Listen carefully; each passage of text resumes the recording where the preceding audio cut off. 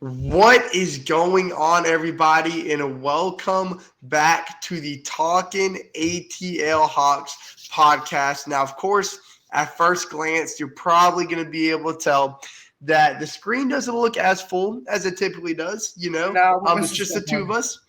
Just the two of us tonight for episode 18 of this podcast, because at the end of the day, we are all college students. And, sometimes college life just catches up to us. And that's also, this episode's already kind of been delayed a little bit. Typically, we record on Sunday nights, but it is Monday night because Chase and I were coming back from Alabama last night for a little weekend trip. But we are back. The show must go on.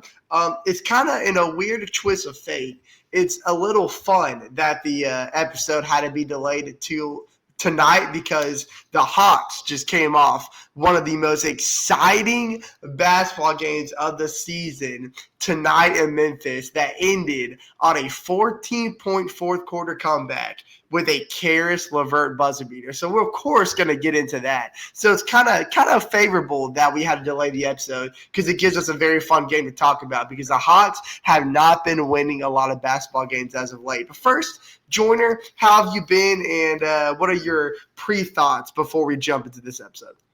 I'm doing good. Feeling great after a fantastic Hawks win. Oh Um, yeah, you know, uh, Trae Young didn't perform like we know he can. But hey, you know what? The rest of the team stepped up. The oh rookie my stepped up. gosh, The rookie stepped up, and our new addition stepped up as well. Karis LeVert, and I was about to say um uh dude, Garrison Matthews in his first game back since February 9th had 11 points. He had a very solid shooting yeah. performance. Gary Matthews, who we haven't seen in a few weeks, played well. Capella did great off the bench as we expect him to do. Sure. But no, I'm feeling great. Let's get this episode kicked off. So, of course, we like to start off with a little start bench cut. That's kind of been our new tradition over these last two episodes. And even though that bum Chase isn't here, I bet you he's up there drinking a Coke right now. Like, You know what? like, So am I. like, So you can call us both. oh my gosh, you just pulled out a Coke on me, bro. That's crazy. You know what? I'm not going to hate on you, Joyner. I'm not going to hate on you. It's Chase gets the backhand though. He doesn't get off easy. But yeah, so we'll get into this. I have a very interesting one. Okay. Now, correct me if I'm wrong. I don't think that this player that I'm about to name has been brought up for a start bench cut. And if he has, we're still going to roll with it. I'm just going to bring him up again. But I can't remember if we brought him up or not. But for my first player, we've got the finger wag, Dikembe Mutombo. May he rest in peace. Have we brought up Mutombo? We haven't. Okay, that's perfect. If he was brought up, he was brought up in that graphic, but he in that graphic that I saw on Twitter, it wasn't him. It was I think it was Horford, Millsap, and someone else. I can't remember, but okay, that's perfect. That's absolutely perfect then. So for my next one, now this one's very interesting because a lot of Hawks fans actually forget that this Hall of Fame player ever even played for the Hawks because he had a short spurt with Atlanta in the 90s, but he was certainly part of our team. And that goes to Alonzo Mourning. Yes, Alonzo Mourning was an Atlanta Hawk for those who did not know. Call me casual. I did not know that. I seriously did not know that. I mean, I found it out like last year, honestly. So I'm kind of fresh to that knowledge myself. But yeah, if you ever had the chance, go look up his stats in the 90s. He actually had it was short, but he had a very impactful tenure with the Hawks. So we've got Dikembe Mutombo, Alonzo Mourning, and I'm going to keep the theme of the 90s rolling with Steve Smith. So I think this one's a little tricky. I mean, I know, at first glance, Mutombo might be the obvious pick here to start, but to pick between Alonzo Mourning and Steve Smith, I think is a little difficult. But Joyner, since Chase isn't here, you get the privilege of starting off first. Okay. Oh, and Joyner did text Chase in our group chat, by the way. Yeah. So we will give you Chase's thoughts on that start bench cut once he responds. Okay. Obviously, I'm gonna go with Mutombo. Rest in peace, Mutombo. Yeah, that's Rest the in peace. obvious take there. Yeah, yeah. You can't not start Mutombo. Um, you know what? I might go in that order that you said it in. I might go morning, bench morning, cut Steve Smith. Okay. So we are going to be in a little bit of a disagreement here. I kind of threw in Alonzo Mourning there to maybe kind of trip people up a little bit and probably make it Yeah, a little difficult. But I'm going to start Mutombo. I mean, I don't think there's a scenario where you don't start Mutombo.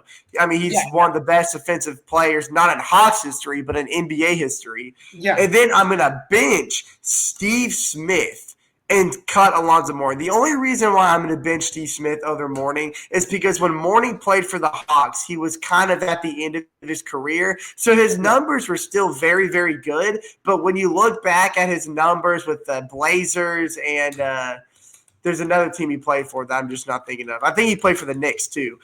Blazers, Knicks. If you go look at those numbers and compare his numbers with when he was on the Hawks, they don't really stand out as much because he was obviously on the decline of his career at the time. But Steve Smith, back in the '90s with Dominique Wilkins and that prime era of Hawks basketball, some people like to say, Steve Smith was a very, very skilled and versatile player that complemented Dominique's defense really, really well. And I think for that reason, because he was such a big asset to the Hawks spurt in the '90s era, I'm going to give that nod to Steve Smith. I just think he played a bigger role. That's pretty much all it comes down to. But Chase, he hasn't sent us our answer yet. But when he You know, does, actually, I just sent that to the group chat, so we'll both see it. So, we can both talk about it. okay, Yeah, yeah, I meant to send that privately, but accidentally sent to the group chat. So, that works. It works yeah. out. So, yeah, so like whenever like he texts, I guess we'll both see it, so we can get his Yeah. thoughts. Okay, so He said see, Alonzo Mourning. Chase just Chase put don't know Alonzo either. Mourning I guess question Chase mark. I didn't don't know- think I that guess- Chase knew that Alonzo Mourning played for the Hawks in the '90s. See, what I told you, it's information that kind of flies under Hawks fans' noses because, well, obviously for us, we weren't born in the '90s, so it's easy for us to forget. Yeah, But yeah, Alonzo Mourning. He agrees with me. He agrees with me. Okay. He agrees with me. Yeah, okay, which, of course is fair because Alonzo Mourning is a Hall of Famer. Steve Smith is not. So I'm not going to sit here and say that it's a stupid take because you're picking a Hall of Famer over Steve Smith. I just kind of just went on based on how they were when they were in an Atlanta jersey. But I think you can easily see both sides of the argument. 100%. Yeah, and like, I'm really the first one to admit, like, I'm not like a what? Oh, I don't know much about like Hawks basketball like in the '90s because I was born 2000, so I just barely missed it. But I always know like the big name guys like Doc Rivers, Dominique, Spud Webb, Mutombo, obviously, who we just mentioned, guys like that. I don't really know the like Alonzo Mourning, but yeah. Yeah, I mean, most of my '90s Hawks knowledge comes from my dad because my dad is also a really big Hawks fan. Yeah. And so he grew up watching Hawks basketball, and of course, he was born in the '70s, so he grew up through the '80s, '90s era. So he's actually the one that told me that Alonzo Mourning played for the Hawks back in the '90s, and I remembered that today because he was watching the Hawks and Grizzlies game with me tonight, and he reminded me of that. So I was like, oh, I'm going to bring that into our start bench cut then and see if Joyner knows that. But so just a little fun fact for you out there. But of course, it is time for us to pivot on over to some Hawks basketball. Now, of course, before we start this off, wait. Oh. I just looked at Wikipedia. He never played for the Hawks. Alonzo Mourning? Oh, I promise you he played for the Hawks. I'm on Wikipedia right now. Oh wait, hold on. I'll actually do this on the I'll do this on the Chromebook. Okay. So that way. Yeah. So, um, according to Wikipedia, he played for Charlotte, Miami, the New Jersey Jets, and the New Jersey Nets, and the Miami again. So, Let's see. Did I get the name wrong? Was it even Alonzo Mourning? you might have got the name wrong. Hold on, I might have just goofed up, boys. Wait, bro.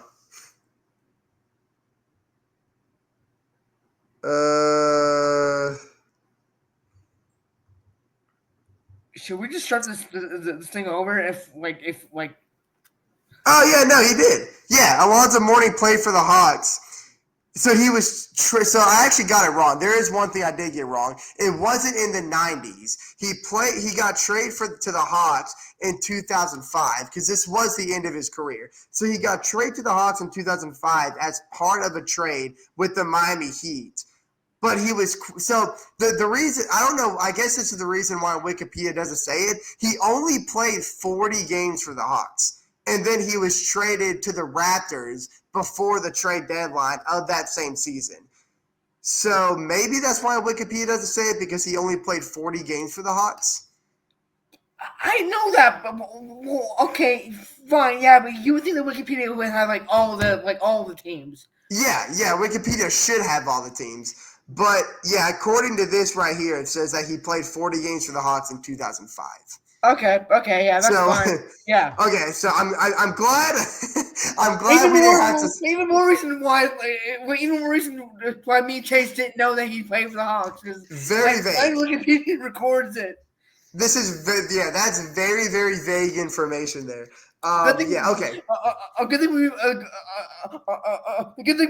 did our actual research instead of going on, because I guarantee no one else would have known that. I was about to say, because I knew I looked this up before we started the episode. So when you said that, I was like, "There's no way that's not true," because I just read an article about it. So I had to go back and find that same article. But it is confirmed: 40 games with the Hawks back in 2005.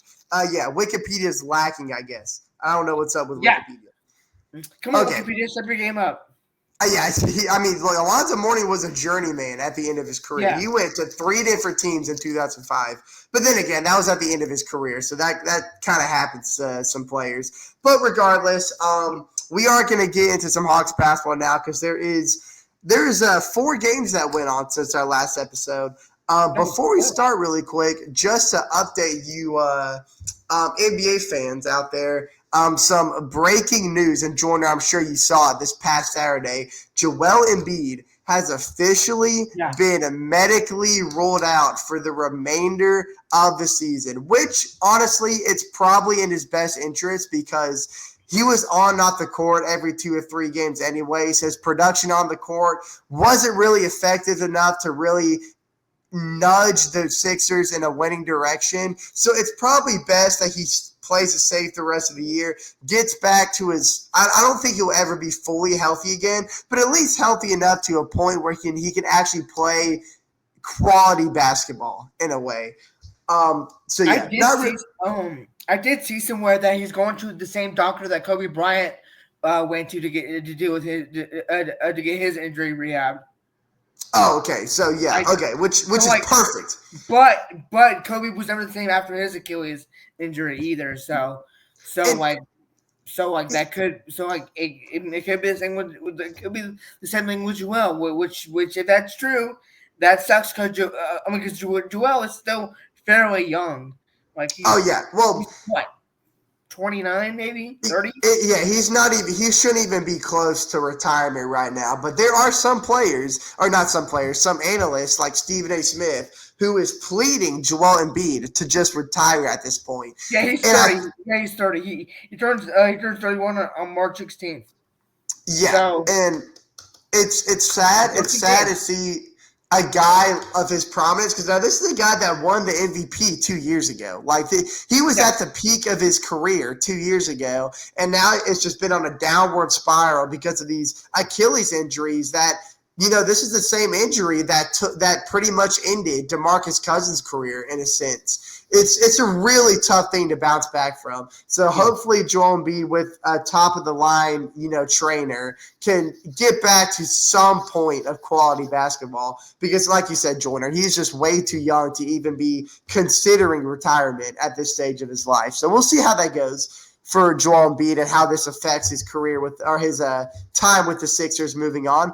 But for the Hawks, since our last episode concluded, we lost a crucial game to the Pistons because we know the Hawks are trying to edge their way back to the Pistons, who hold the 6th seed in the Eastern Conference, the last spot that avoids the play-in tournament. But, of course, we lost that game last Sunday, which gave the Pistons an even bigger edge. And then the Hawks came back on Monday, John. The Hawks came back on Monday. We played a back-to-back, and we had probably, I don't even want to say probably, I'm going to say easily the best defensive performance that the Atlanta Hawks have ever had the entire season, holding the Heat to 86 points last Monday. The Hawks only scored 98, so it was a very defensive game all around. Yeah. Scoring was very hard to come by for both teams in that game. But nonetheless, it was a collective effort. Nobody really stood out. Onyeka Okongwu was our leading scorer with 17 points. He almost had a triple-double, 17 points, 8 rebounds. Well, actually not even close. He only had 3 assists. Double-double. He did almost have a double-double for sure.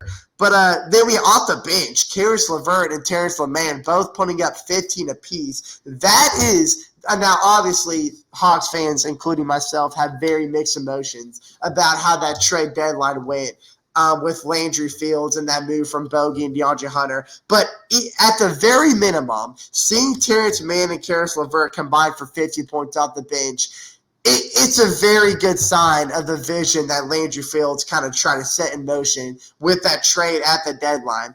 And then for the Heat, surprisingly enough, the leading scorer for that squad was not Tyler Hero. Tyler Hero actually struggled, shooting 4 for 19 from the field with 11 points. It was Andrew Wiggins who scored 23 points and shot 6 for 14 from the field.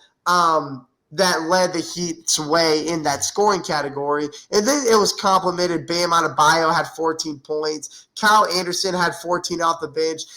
Either way, you can kind of follow the theme here that it was poor shooting night for both teams. If you look at the field goal percentage, let's see, the Hawks shot 20. Is that right? I'm sorry, 45%. From the field, which actually isn't too shabby. But the Heat shot 32% from the field, which is pretty much atrocious. So the Hawks did have the upper hand.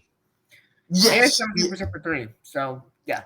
Yeah, the Hawks didn't shoot good from 3. We shot 25% from the three-point line. There was a lot of attack from the free throw line for sure in this game.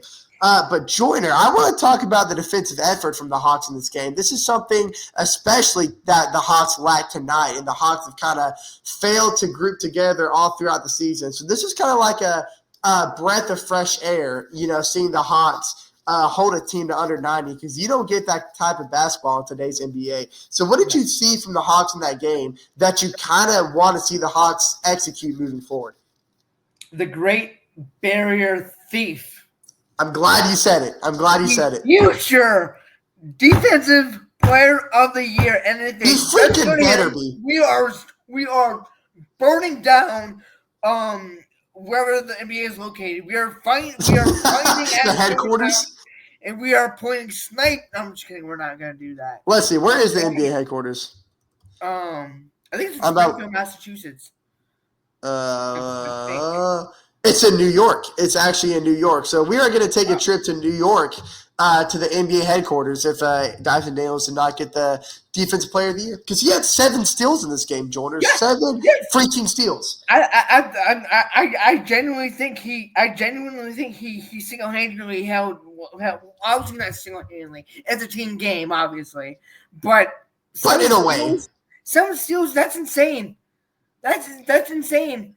God, and he had 11 rebounds in this game too. He was effective on the boards along with his quick hands. Yeah, he's averaging like 5 rebounds. 5.6 rebounds a game. Like he's that guy defensively. And Um. yeah, and this is a guy that we're gonna get into a lot in this episode Oh, because 100%.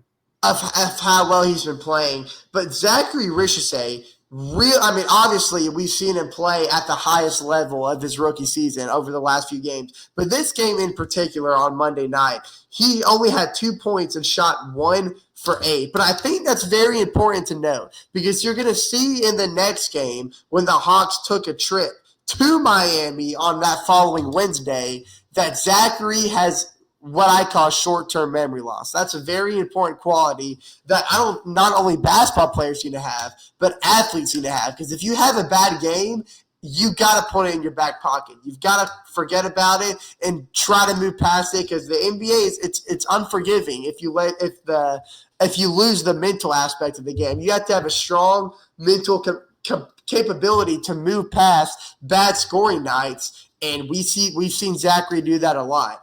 But yeah, any final thoughts from that Monday night game though?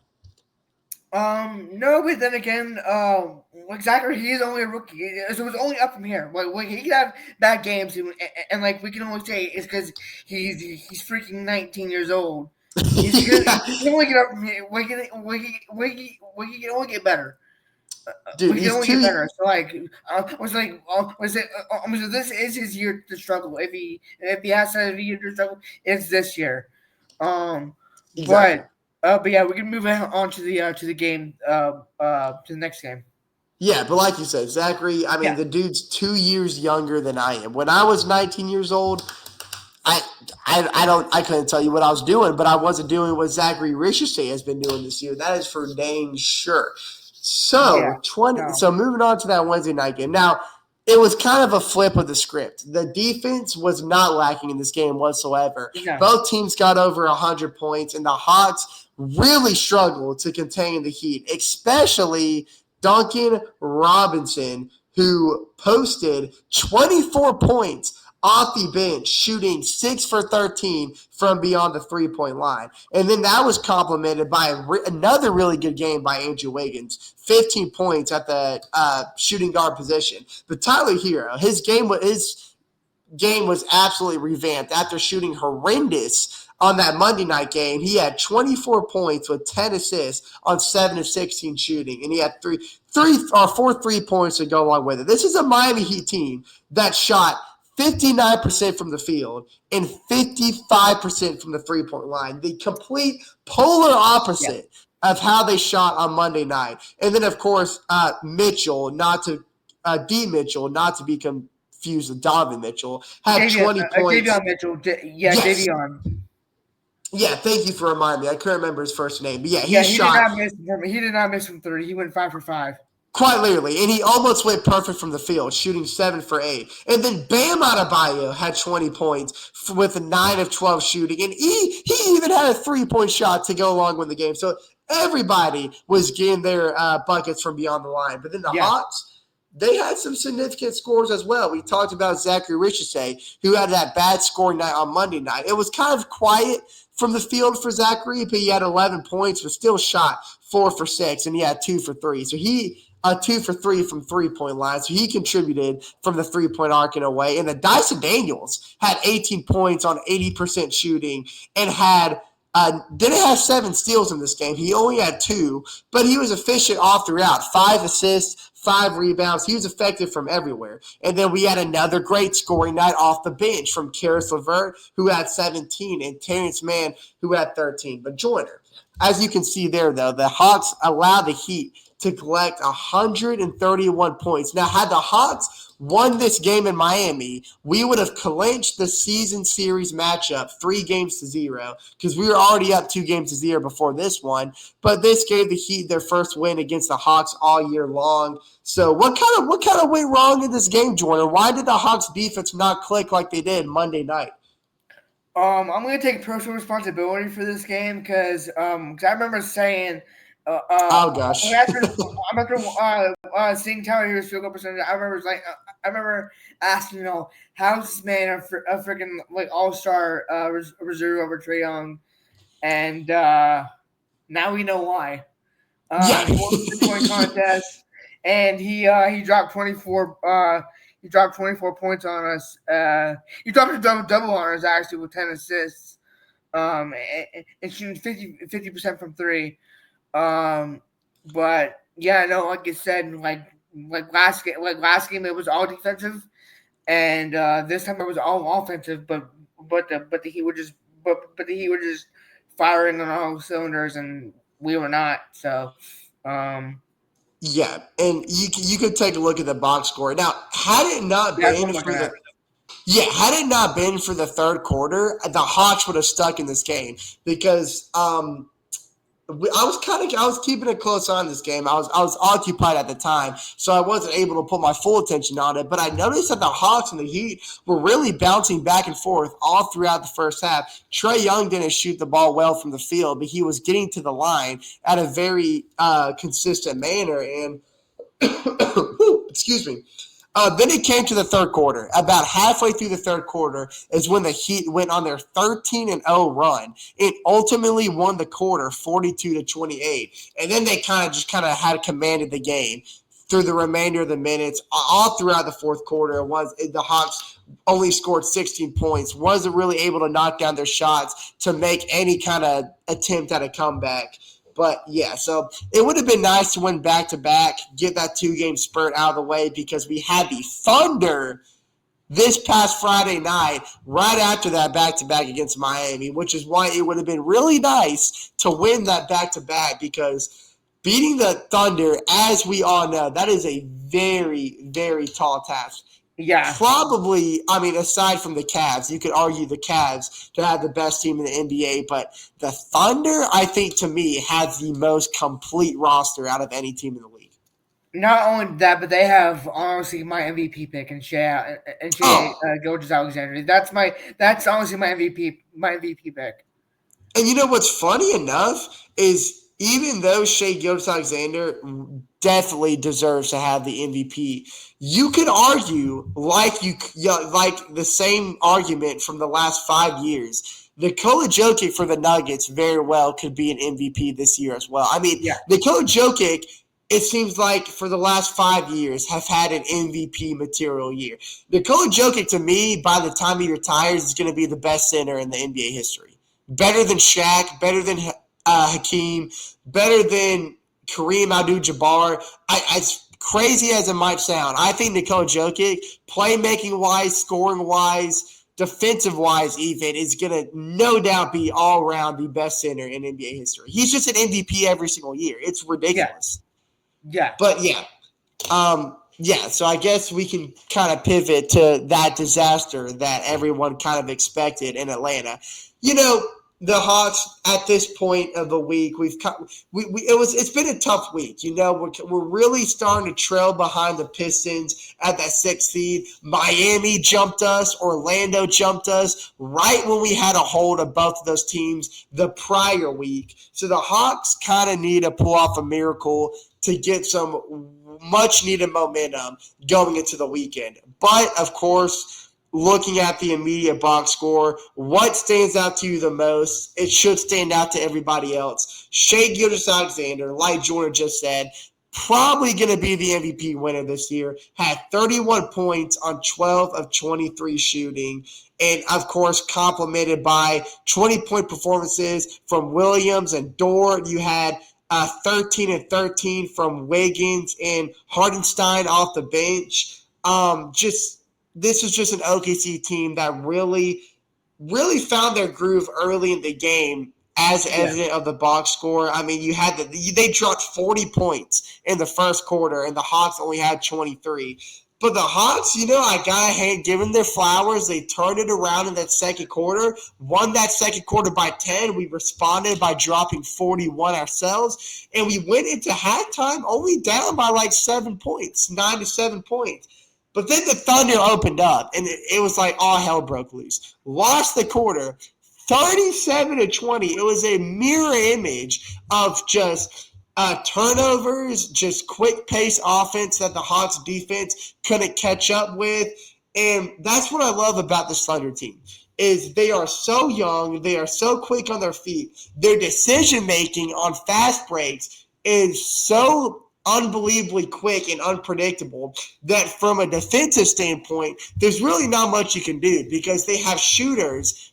Four of their five guys on the floor are always going to have the ability to knock down three. They've got two prominent big men in Wallace, and you have Keaton Wallace's brother, looking up his name, Cason Wallace, who has a huge size advantage, even over his brother, Keaton Wallace. And so you don't know if they're going to pound you in the paint or if they're going to knock it out and dish it out for a quick three. It's just, it seems like a lose-lose every time the Thunder are on these break transitions, whether it's off a turnover or a grab defensive board off a missed shot. And that's kind of why the Hawks fell short. And again, it was kind of the rough shooting night again from Trey, 5 for 14 from the field with 19 points. This is now 3 straight games that Trae Young has been able to break the 20-point threshold. And again, though, this has been a common theme of Hawks basketball off the bench. And, of course, we're going to get into it about tonight's game. Caris LeVert, 23 points off the bench. John, what have you seen from Caris LeVert's game? Because it seems like every night that guy's cashing in from the bench, getting at the minimum 15 points for the Hawks. I think that he's a perfect replacement for DeAndre Hunter. Now, yes, easily. Now, would I rather have had DeAndre Hunter? Yes, 1,000%. Sure. But I think getting LeVert, Gorgeous Niang, and Terrence Mann, I think was the perfect replacement for DeAndre Hunter. I mean, just those guys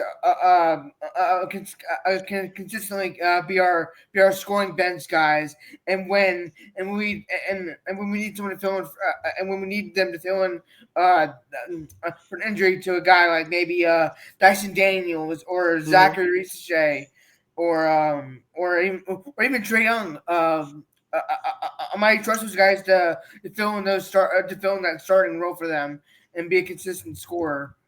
So yeah, that's my thoughts. I love the addition, but I think that those guys are perfect additions to our team. Yeah, no, and I 100% agree. And Gorgeous Niang, of course, he's also been a great asset. He hasn't played. He didn't play in this past game against Memphis because he actually did get banged up in this game against the Thunder, shooting 4 for 12, but he did have 14 points. But the thing about Caris LeVert, and I praise Quinn Snyder for this, and it's kind of mirrored to what we did with DeAndre Hunter, is he's kind of getting starting minutes in a way. I mean, he's matching Zachary's 32 minutes with his 27 minutes off the bench. So that's pretty much starting minutes coming off the bench, and that's the same treatment that Terrence Mann has been getting close to 27 to 30 minutes himself. But LeVert, through those almost starting minutes, is shooting very, very efficient. I mean, we see in this game, he shot 9 for 16 from the field, but it seems like he rarely ever shoots under 50%, and he's not afraid to drive in the paint and get these tough shots off contact because he knows it's either going to lead to him drawing a foul or he's going to make some kind of acrobatic finish off of it like we've seen him do. And he's got great discipline when it comes to knowing when to pass up a shot or to take it to the rim, or and he's efficient from the 3-point line. We've seen that aspect of his game grow,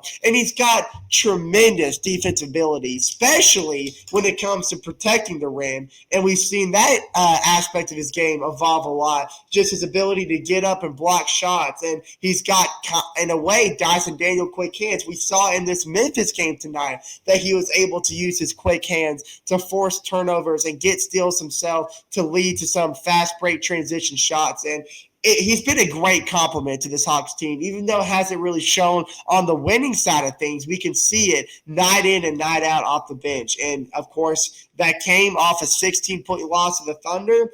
But, like I said, Hawks, it was the last game of the month of February before leading into tonight's game, which was the 1st of March. And the Hawks now have lost. At this point, it was, let's see, let me do the quick math here. 33 games. 2, 3. Oh. Oh, So yeah, we've at this point the Hawks lost 5 of their last 6 games. So we are yeah, on a tremendous cold spurt. And of course, tonight against the Grizzlies marked the very first game of the new month, which means as of today, the Hawks now have 21 games left of the season. That's yeah, all that stands between the Hawks and a potential spot at the playoffs, at least the play-in tournament, yeah. if we're lucky. And the Hawks, I gotta say, we gotta start off in the right direction. John, I'll let you start off with this game here because I Oh, think we're gonna spend a lot of time talking about this one. okay. Yeah. So, you know, um, sorry, my app. Oh, So, you're fine. a few. I think it was. I think either yesterday. So first off, I'll start by saying I think it was either yesterday or the day before yesterday. We got word that Dominic Barlow was signed to a Oh yeah. um uh two. I think it was a 2-year NBA standard contract. I don't know. I don't know the like what the money is for that, but I'm sure it's nothing too insane. It's probably like around like maybe like a million per year or something like that. Yeah. Um, but so we signed Barlow to that deal, and we also called up Kevon Harris from the Skyhawks, our G League affiliate. Um, so that was a good addition. But yeah, no. Being like I said earlier, like I mentioned earlier at the start of the podcast. Our rookie had what a night! What a night he had! Oh my gosh. 27 points. Crazy. Only missed 2 shots, and they Yes. were both You love it. from beyond the arc.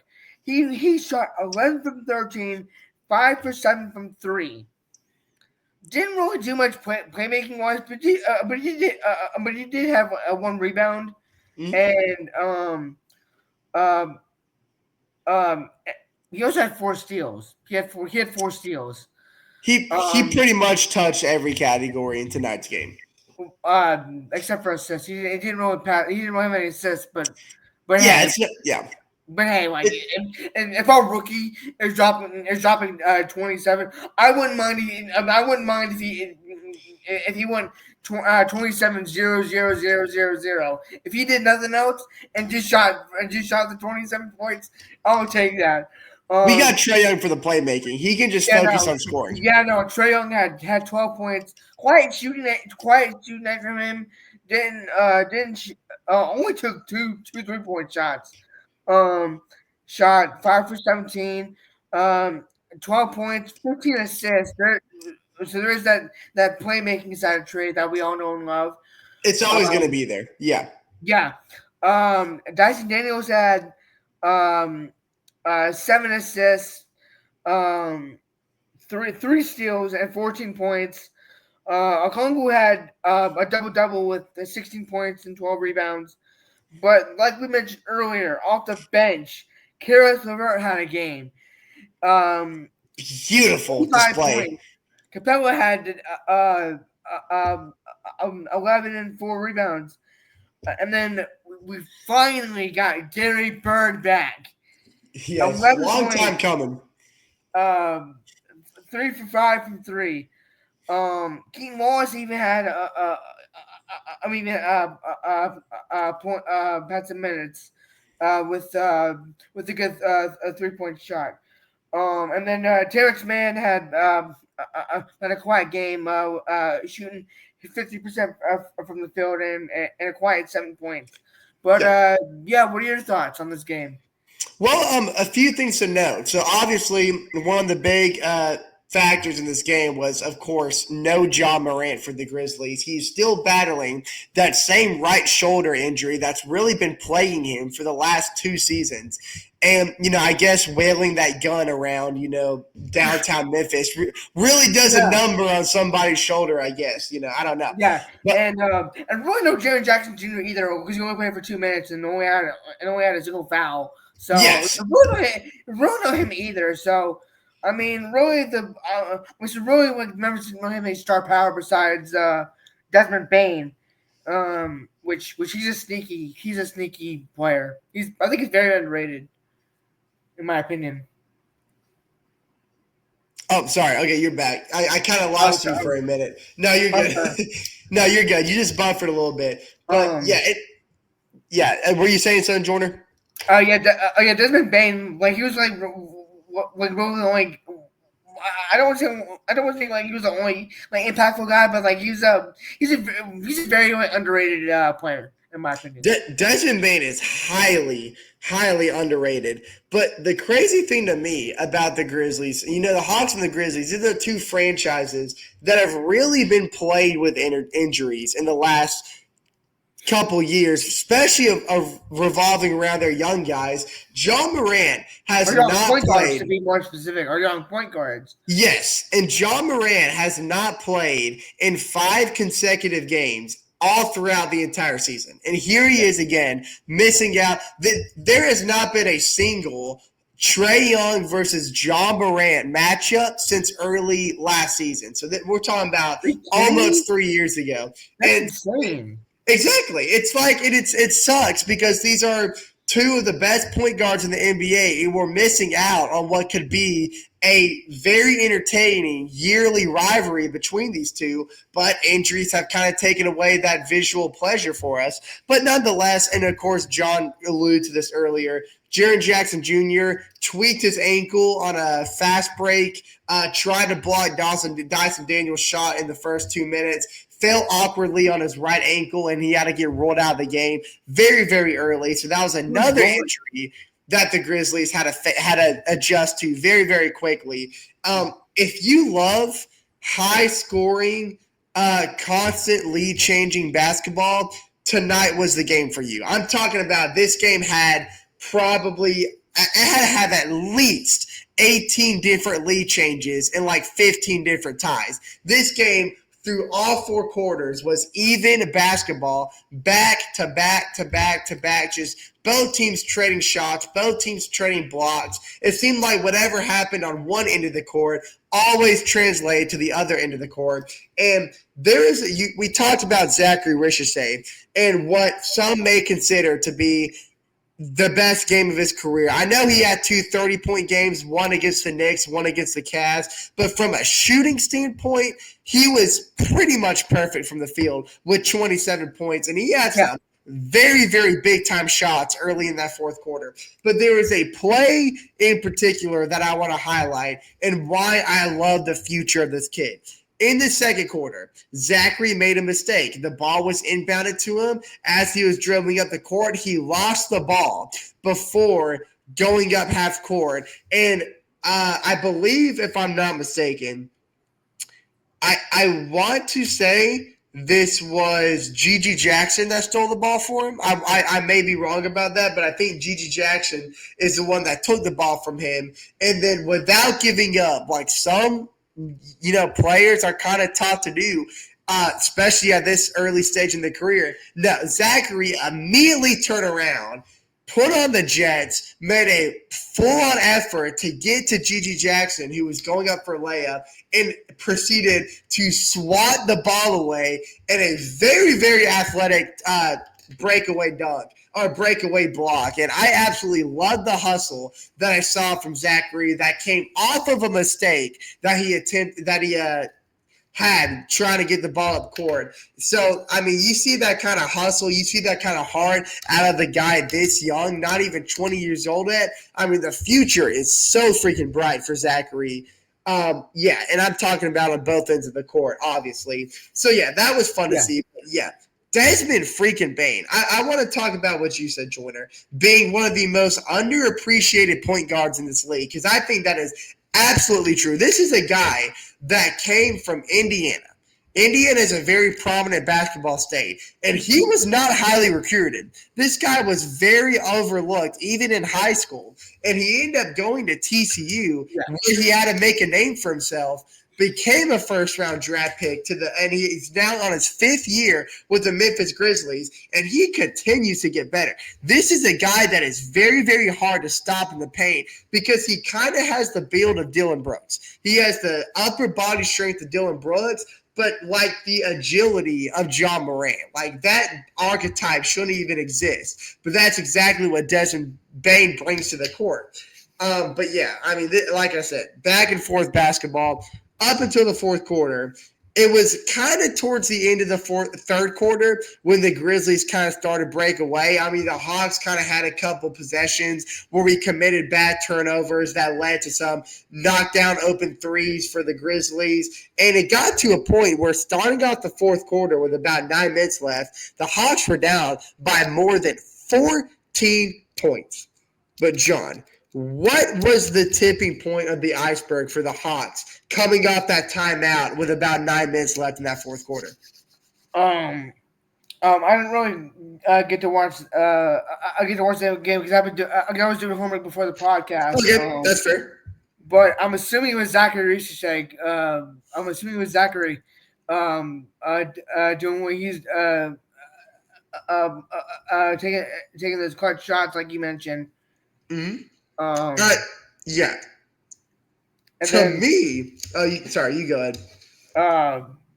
And then maybe also Karis LeVert. Was it Karis LeVert and Terrence Mann?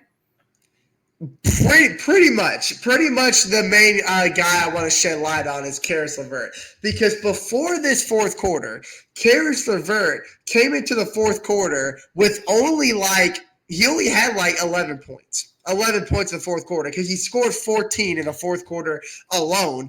And collectively, Dyson Daniels and Karis LeVert combined for 6 steals, and 3 of those collective 6 steals came in the 4th quarter down the stretch. Karis LeVert, I'm talking about right off that timeout break at the 9-minute mark, had a steal. He had a steal off the Grizzlies inbound that led to a layup, and then he forced another turnover by disrupting a pass from the Grizzlies on the other side of the court, where he proceeded to hit a wide-open 3 from the wing down the other side of the court. So that was a 5-point outburst in the matter of 40 seconds that really sparked the Hawks comeback and really edged the momentum on our side. And he just continued to display that defensive effort, and that kept translating into more and more offensive opportunities. And I talked about earlier in the episode that his ability to drive in the paint and make tough shots off hard contact, he really put that in full effect in that 4th quarter. I mean, he was just taking it to bodies like Desmond Bane. I mean, you had the likes of Zach Edey standing in the paint, and he just shrugged off the hit that he took from body contact and just was able to maneuver his body to the right and left side where he got enough separation to put up tough shots off the glass. And that just comes from full athleticism. And I mean, we saw him do this in Cleveland. So it's really, really touching to see him bring this to Atlanta. But then, of course, once the Hawks made the effort to tie the game up, this is one of the most exciting display. This is a game that lacked defense. I mean, obviously, you see from both teams reaching 130, defense was really scarce. But I'll in old ATL Hawks fashion here, we're getting a movie. So yeah, I'm sure we've all pretty much seen it up until this point now. But of course, as you see the score now, 130 to 130, 10 seconds left. Now, funny enough, this game is definitely going into overtime, 1,000%. Oh, yeah, I mean, at first glance, and what's funny enough is before the Grizzlies were in this position right here, Dyson Daniels missed a wide open floater. I'm talking about right in front of the rim, left it short, and the Grizzlies maintained the rebound, did not call a timeout. They brought it up to the court where we see none other than Desmond Bane holding the ball. And look at this play right here. So obviously Dyson Daniels, our best defensive player, is going to guard Desmond Bain, who had 35 points at the time. So the screen was set right here. Karis LeVert is in front of Zach Edey. So Dyson Daniels has no problem getting around the screen. So he puts his body up front right here. But look at the quick hands, because he knows exactly what Desmond Bain's going to do. The entire night, Desmond Bain would utilize the screen to get the edge on Dyson Daniels and take it to the basket. But Dyson Daniels knew what was coming, used his left hand to poke the ball free, turned around, got the rebound, and immediately off the screen, once Karis LeVert knew Dyson Daniels got the steal, took off down the court where he was able to find Dyson. Look at the little sidestep from Karis LeVert off the fast break. Sidestep, easy layup at the buzzer, and you see him scream at the fans at FedEx Forum. Huge freaking win. What a freaking comeback. And then, of course, you see the long face from the Grizzlies coach. He was in awe at what just happened and how the Grizzlies collapsed so quickly. But, I mean, Joyner, what do you love from that play right there? I mean, I know there's a lot of love, but what do you take away from it? I take away the fact that what we mentioned earlier, if the NBA doesn't give Dyson Daniels the D-Play Award, then we're going to do some very unspeakable things that I can't say on this podcast, or it will not get uploaded at all. It's going to be taken down. YouTube won't allow it to happen. But, yeah. Yeah. I mean, you said it. Absolutely right. I mean, I did. And Chase just came in from work. I mean, right when he walked in from work, there was probably about 40 seconds left in the game. So he was able to catch the most exciting moment. Well, I mean, there's a lot of exciting moments in this game. But obviously, as Hawks fans, we take that away as the most exciting moment in the game right there. 100%.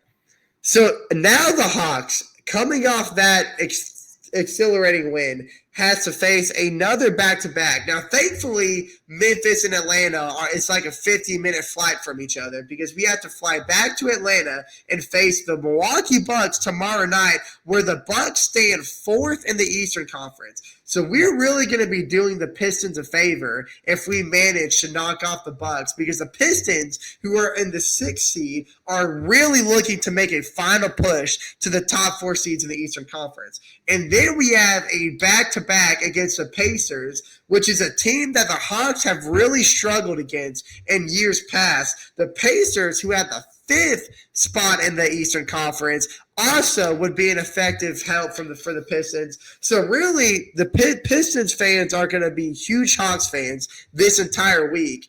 And then if the Hawks manage to make an effort and get past the Bucks and that back-to-back against the Pacers, we have an easy spurt against the Sixers and the Hornets to start off next week. So somehow, some way, if the Hawks can go on a 3-game win streak from this point on and go 4-0 this week to start the month of March, the Hawks will be in a prime position to get a win against the Sixers, get a win against the Hornets, and be right back at 500. I don't know if we'll do it. It's a tall task ahead of us, but hey, if there's any time to make a run like that, it will be right now. Right now at the break. Bobby Portis is out. I will say this: Bobby Portis was suspended for 25 games because of that.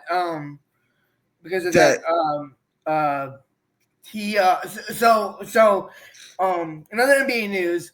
I don't know if I knew about this, but I think it was one of the Bucks' assistant coaches gave Bobby Portis a painkiller that had some substances that's banned by the NBA, and they gave it to him because Bobby Portis was taking like another painkiller by a similar name. So the coach misread the name and gave him another pill that was banned by the NBA. So when Portis tested positive for that banned substance, the NBA struck him with that ban. So I mean, that's insane. Yeah, it's a tough situation. I mean, it's really the coach's fault. I mean, at the end of the day, yeah, like you should just pay closer attention, especially if it's that there's a suspension as a consequence. You really have to Yeah. do your job and make sure you're giving your players the right stuff. A suspension that big. I like a suspension that big too. Because like, imagine they lose like the 25 straight games. Like I know they haven't. Cause like I know they've like won games without him so far. But like, imagine they lose like 25 straight, like more straight games. They won't be in the NBA playoffs contention anymore. That's an important asset of their team Yeah. that they have now Yeah. lost, and there's only like what 21 games left in the season, so you pretty much dismiss him for the remainder of the regular season. So by the time he comes back for the postseason, he's going to be ice cold. That is a very, very devastating blow by the Bucks coaching staff there. I did not know that, so thank you for enlightening me. Yeah. That's crazy. I've never heard anything like that before. Yeah, same. It's a tough situation, but I mean, at the end of the day, the NBA has banned substances, and he mistakenly took some that he wasn't supposed to. Not saying it's his fault. It's not his fault. It's not his fault. No, he was just trying.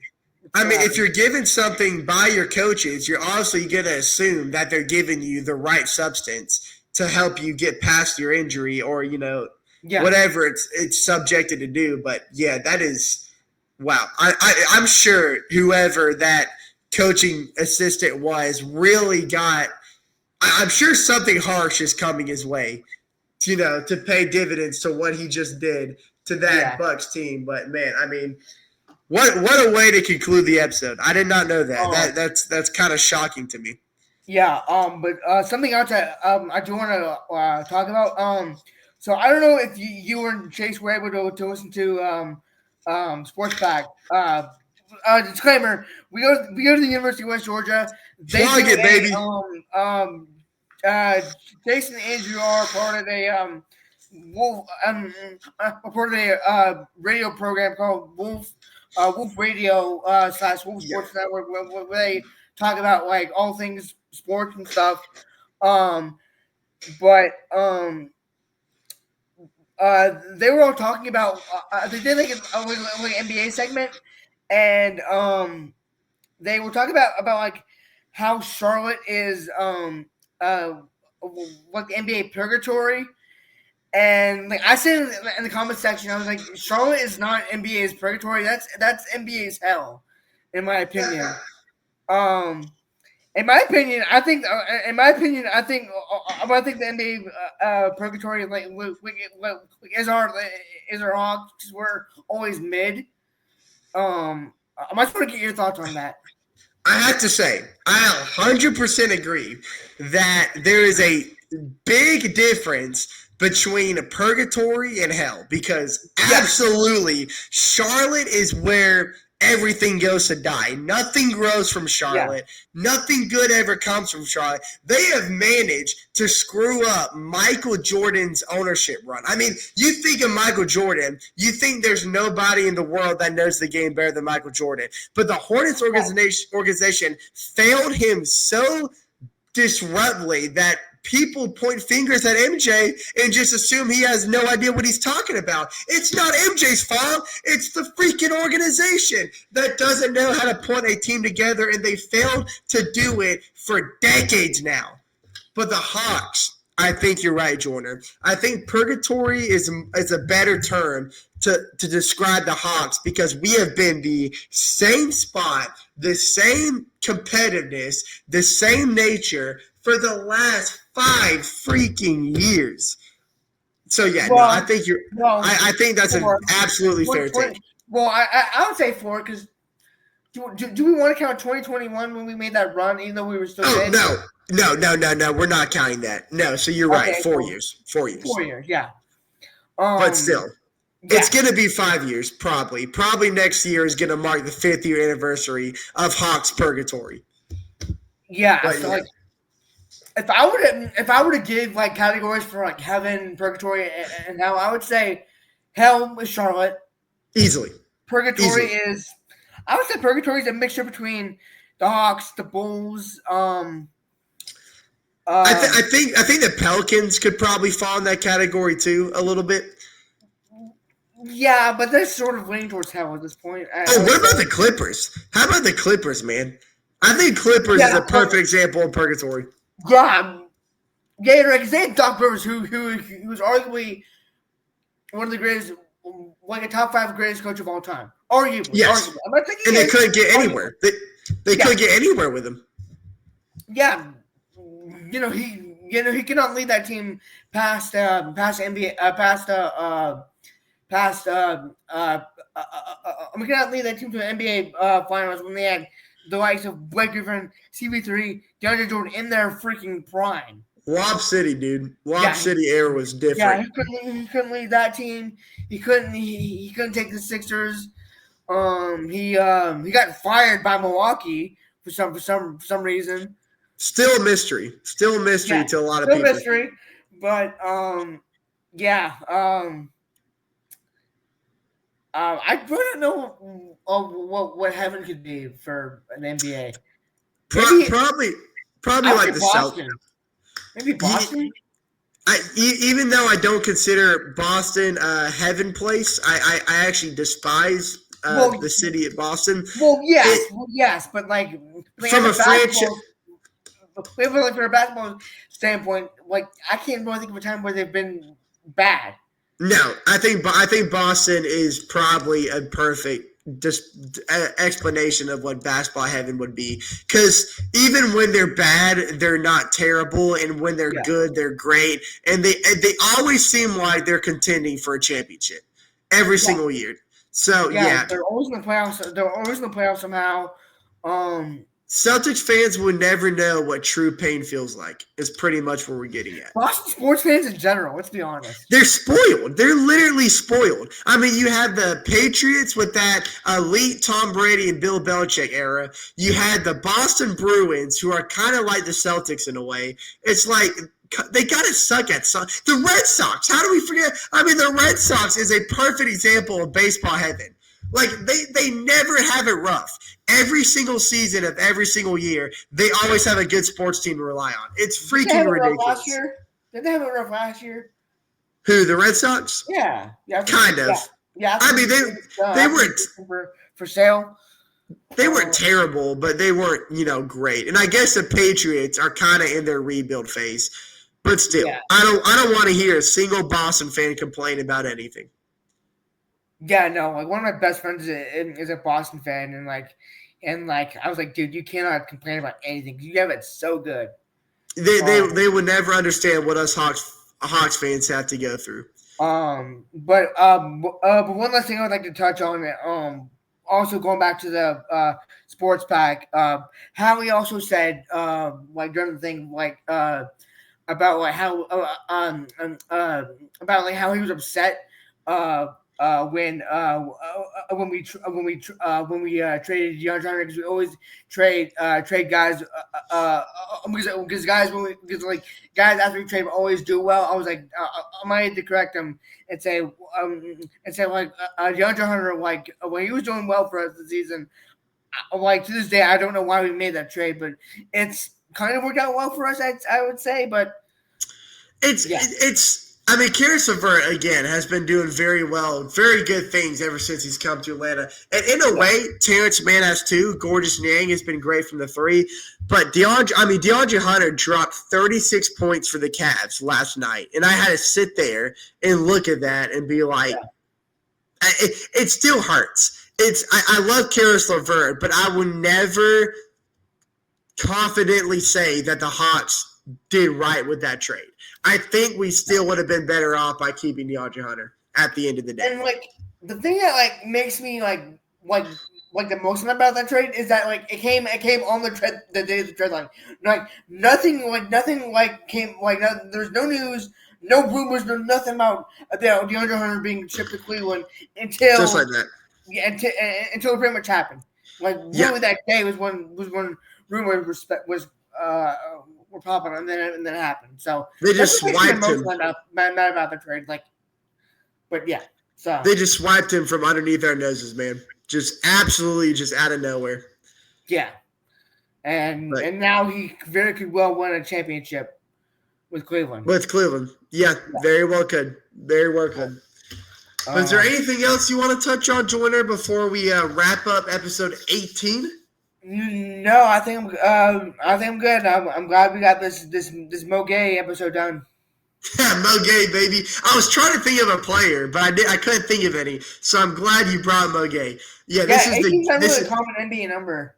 This is the gay episode, everybody. Yeah. So yeah, come on in. Come on in. Just two guys. Just two guys. Just two guys. Being sus. Especially with you, it's always sus. What do you mean? Bro, look. Chase isn't here. Chase isn't here. Somebody's got to be sus since Chase isn't here. I mean. What do you mean? You're more sus than Chase is. I gotta be sus for the both of us. I can't. I gotta double up my susness since Chase had to sit this one out. I'm just saying, like, I can't help myself sometimes. Yeah. And it's the gay episode, so you can't point. You can't point fingers at me because this is all about Muhammad Gay. But yeah. Look, guys, thank you for tuning in to this episode. I know we had a lot to cover, but it was a lot of exciting basketball things to talk about. Like I said, Hawks have a tough week up ahead of us, so we will be back. Maybe not on Sunday because Jordan has a basketball tournament coming up this weekend, so we might have to flex the date a little bit. It will be maybe like late Sunday, maybe around like 10 o'clock, or maybe like Monday or whatever. I will definitely let y'all know how I'm feeling. I might try to take a nap, after I get back on Sunday. But I'm for the podcast. But I'm definitely let y'all know how I'm feeling. But yeah. So regardless, we will get you guys the episode out to y'all sometime next week. That is our duty. As always, we will always be here to talk Hawks basketball. But as for me, and not Chase today, but Chase will be with us next episode. But as for me, we love you. We hope you do good on your project, whatever you're working on. I mean, it's 12:04 now, so hopefully he has that puppy turned in, or otherwise. Oh yeah, you're right. Yeah, Chase can be done. But thank you guys for tuning in as always. As for me, as for my buddy John Joyner, this has been Talking ATL Hawks basketball, and we will see you guys next week for episode 19. As always, gotta give me a see you guys in the next episode. See ya.